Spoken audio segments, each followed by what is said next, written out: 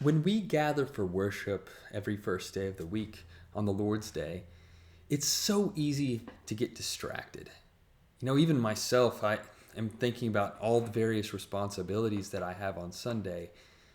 And on top of that, we have our fantasy teams that we're thinking about, or we're thinking about our lunch plans afterward, or when we're going to the beach, or whatever it may be that's on your mind that day.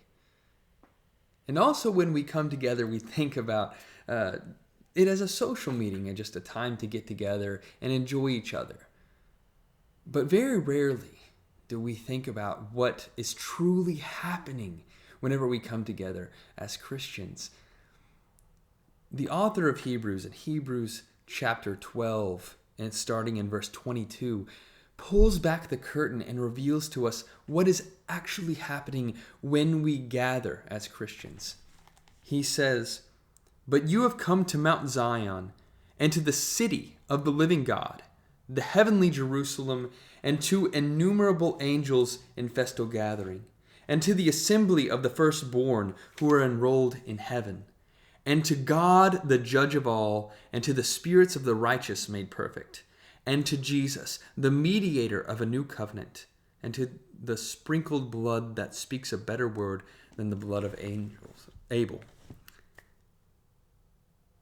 And here, while this may be talking just about becoming a Christian and what we've come to in that reality, it's also about what happens in our worship. It isn't just us gathering together as humans here locally.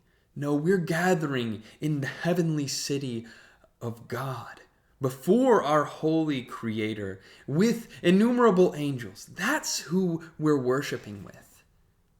And so as we go into the auditorium and we partake of the Lord's Supper and do all the normal things that we do on any given Sunday morning, think about that the mundane things that we may be doing are not just those things, but there is a greater reality that is unseen, but we can see through the eyes of faith.